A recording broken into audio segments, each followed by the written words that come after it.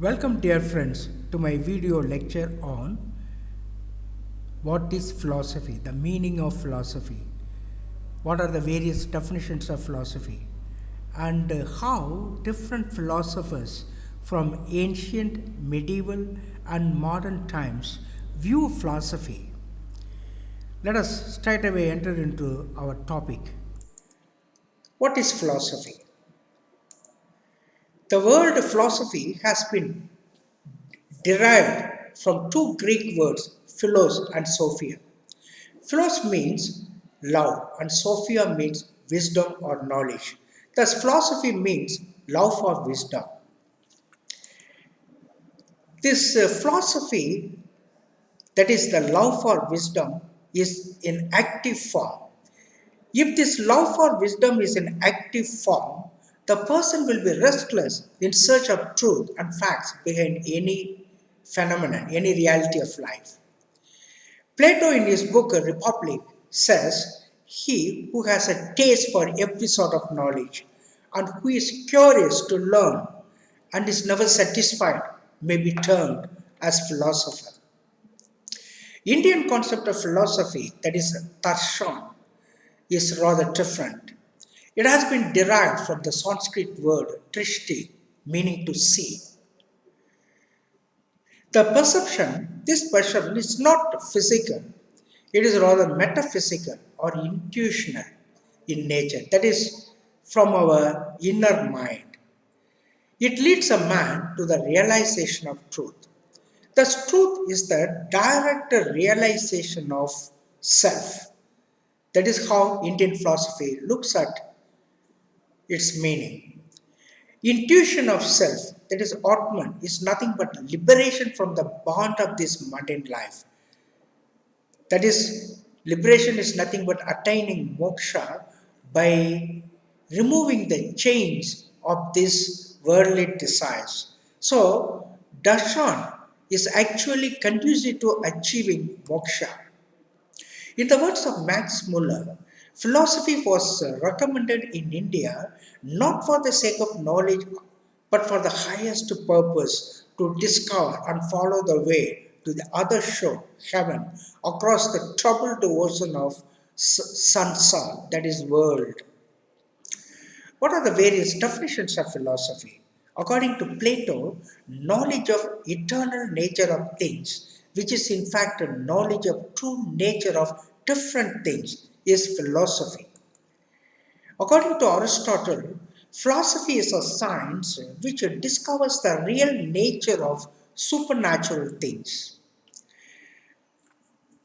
What are the other meanings of philosophy? It is the rational approach of answering unsettled questions and redefining various entities of the universe in its own way is philosophy.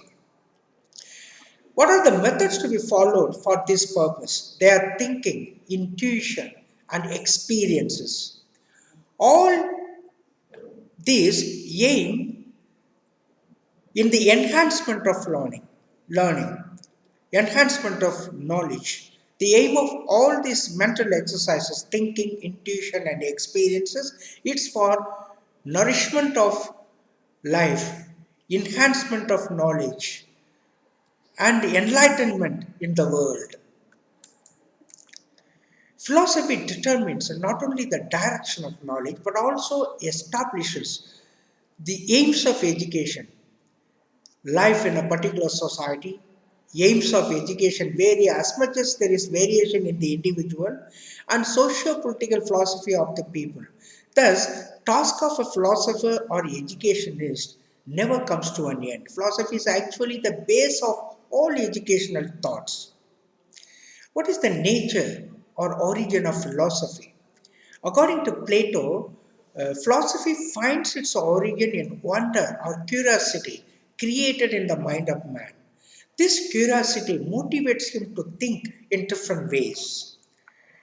According to the exponents of modern Western philosophy, Descartes, who lived in the 15th, 16th century, philosophy originated from the feeling of skepticism in the mind of man.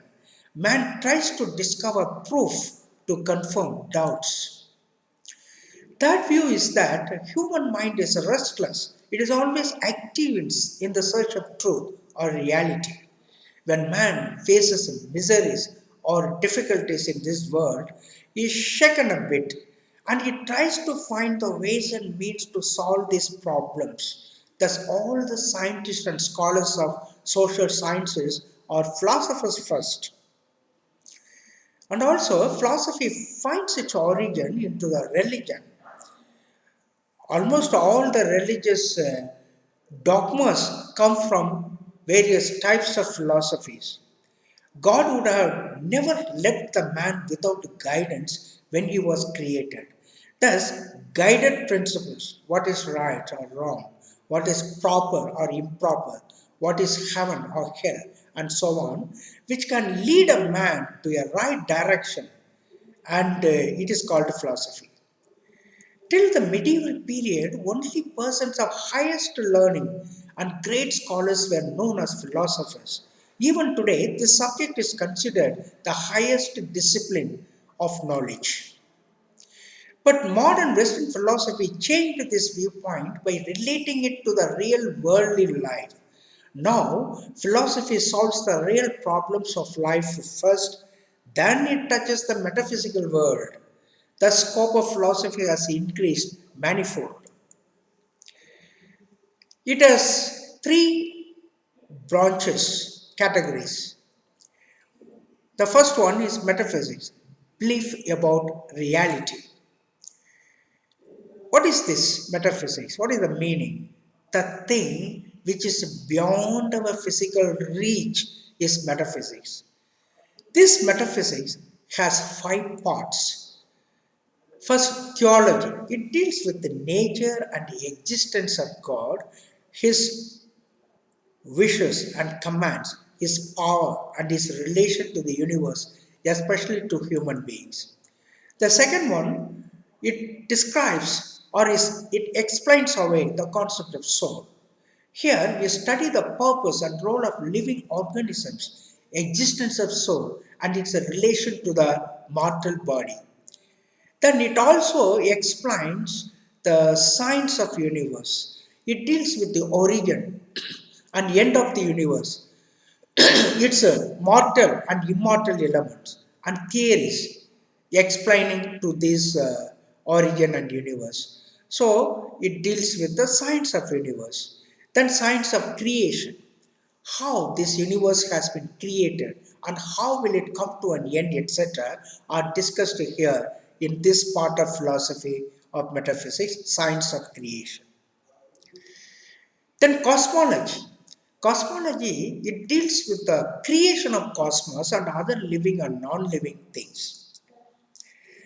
Now, let us enter into the second branch of philosophy, namely epistemology.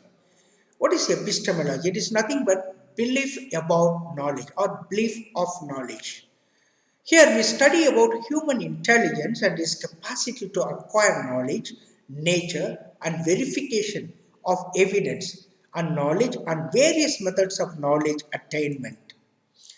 The third branch of metaphysics, one of the branches of philosophy, is axiology.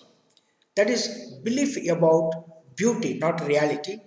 Very sorry, it is given as a reality, but it is belief about beauty. Axiology covers different types of values and ideals of life. Three things are included in this branch of philosophy, namely logic. It determines real nature of a thing and conclusion is drawn through inductive and deductive methods. Imagination and reasoning dominate in this method of inquiry. Then ethics. It is concerned with the conduct of man, behavior of man in the society by demarcating a line, by drawing a line between good and bad. The question of why a man should behave in a particular manner is answered here. Then aesthetics. It is concerned with the problems of beauty, on what criteria and standard beauty or ugliness is judged is the main area of study here.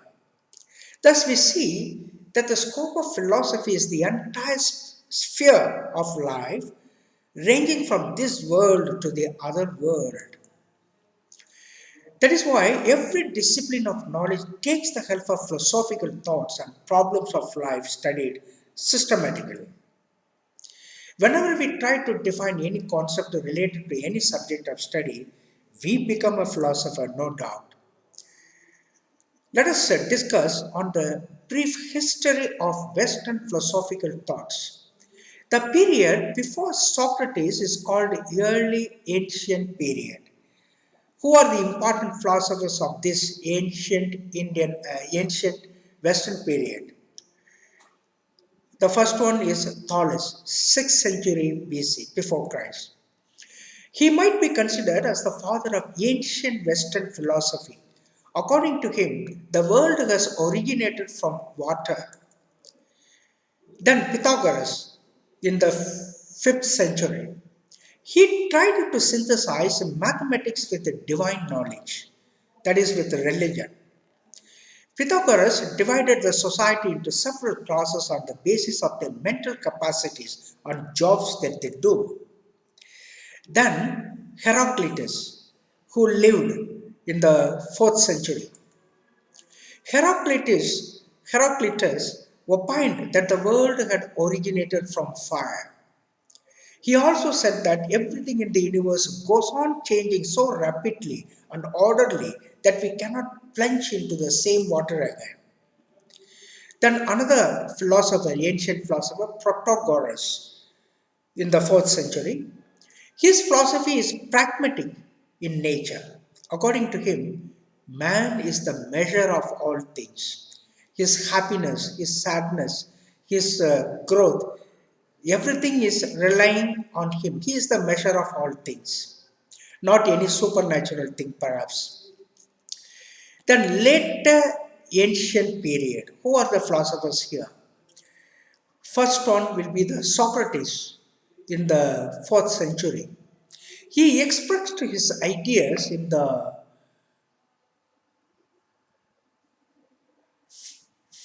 thought of teacher-dialogue, and he developed a unique method called questioning and answer method. He believed that knowledge that already exists in the soul is real and it is determined by dialogue and discourses. Then another important philosopher in the ancient period is Plato. He lived in the 3rd century. He has explained the relationship between man and the universe very systematically. Then comes Aristotle.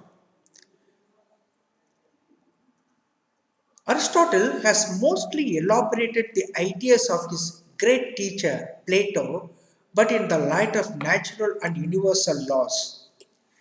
Then comes a medieval period. This is the period of religious Christian philosophy. Who are the important philosophers in this medieval period of philosophy? Augustine, who lives in the 3rd century.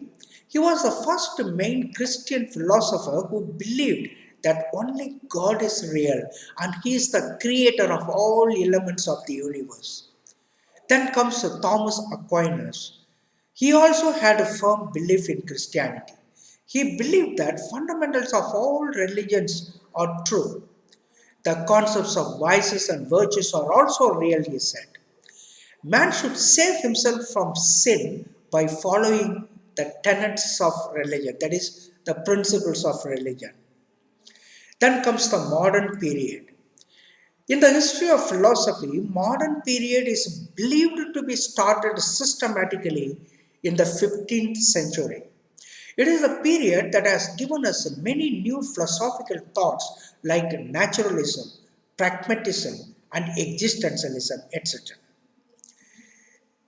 The first one in the modern philosophical thought will be Erasmus, that is in the 15th century. The modern period of philosophy begins with the Dutch writer Erasmus, whose main topic of discussion was marriage. In his book, Philosophy of Marriage, Erasmus tried to prove that the system of marriage is a foolish proposition. He even attacked the religion, recognizing this system of marriage. Then comes a Descartes in the 16th century. Descartes gave for the first time a scientific base to the subject philosophy as he was a well-known scientist and mathematician. Descartes disbelieved everything that could not be proved by scientific inquiry. So what we see is real according to him. He believed that matter and mind are the two essential elements for the knowledge of the universe. Thus he propounded the theory of dualism. That is, matter and mind are two different entities. Then comes John Locke at the end of the 16th century. John Locke is an empiricist. His philosophical discourse is restricted to matter only. According to John Locke, learning is possible only through sensory experiences. Then comes Berkeley in the 17th century. According to Berkeley, whatever is visible is the universe. In this way, all physical aspects of the universe are reducible to mental phenomena. That is, we can think of whatever is visible. Then comes Rousseau in 17th century itself. He is the chief propounder of naturalism. He says that nature plays an exquisite role in manifesting reality and knowledge. Then comes Kant in the beginning of 18th century. He criticized Rousseau by saying that discovery of knowledge is not nature but conscious self, that is human mind. That's more important, he said. According to him, true knowledge is obtained only by coordinating the mind with the nature.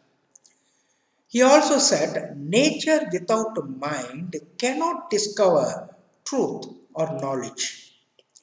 Thank you very much, dear friends. God bless you abundantly. Let us meet in other video lectures for philosophy.